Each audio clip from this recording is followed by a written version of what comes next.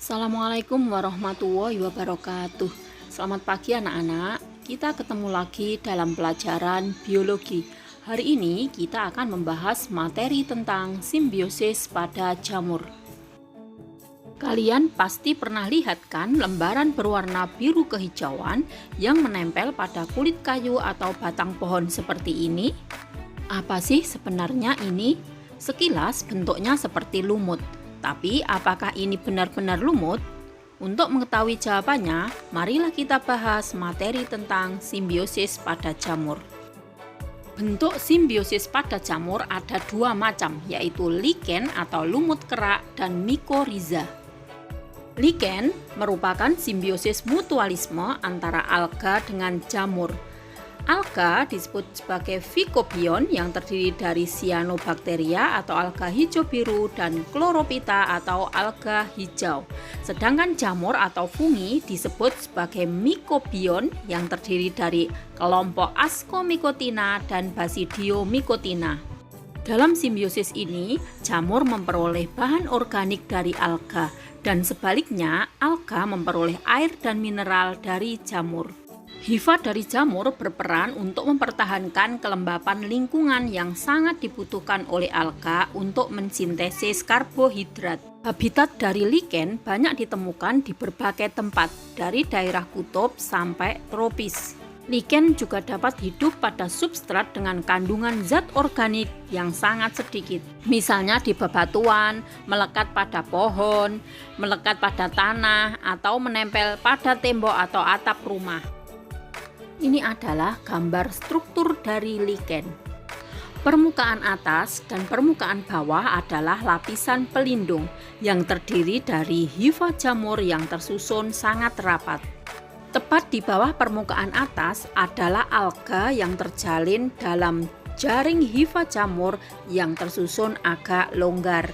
Jalinan hifa yang ada di lapisan bawah dilengkapi dengan rizoid untuk melekatkan diri pada substrat, dan jalinan hifa yang ada di lapisan atas untuk melindungi alga dari intensitas cahaya yang berlebihan. Reproduksi aseksual pada lichen dengan cara fragmentasi. Setelah terjadi fragmentasi, maka terbentuklah soredia. Soredia merupakan sel alga yang diselubungi oleh hifa atau miselium jamur. Soredia yang jatuh pada substrat yang sesuai akan tumbuh menjadi lichen yang baru. Berdasarkan bentuk talusnya, lichen ada tiga macam. Yang pertama, krustosa atau seperti kerak, yang berbentuk lapisan tipis yang menutupi substrat. Biasanya hidup pada batang pohon, contohnya adalah Picea. Yang kedua adalah foliosa atau seperti daun. Biasanya tumbuh sangat rapat pada kulit kayu, tanah, tembok, atau batu-batuan. Contohnya adalah Parmelia. Yang ketiga adalah fruticosa atau seperti semak, berbentuk rumpun tegak dan dapat mencapai ketinggian tertentu. Biasanya tumbuh pada batang-batang pohon di pegunungan. Peranan lichen dalam kehidupan antara lain yang pertama sebagai vegetasi perintis yang sangat membantu dalam proses pelapukan batuan sehingga membentuk lapisan-lapisan tanah. Yang kedua di bidang industri sebagai bahan penyamak kulit, bahan pewarna, dan bahan kosmetik. Yang ketiga menyerap sulfur dioksida yang merupakan komponen pencemaran udara sehingga lichen dapat dijadikan sebagai petunjuk adanya polusi udara. Yang keempat, Usnea dasypoga digunakan sebagai obat-obatan karena mempunyai kandungan sebagai antibiotik dan anti kanker. Yang kedua adalah Mycorrhiza.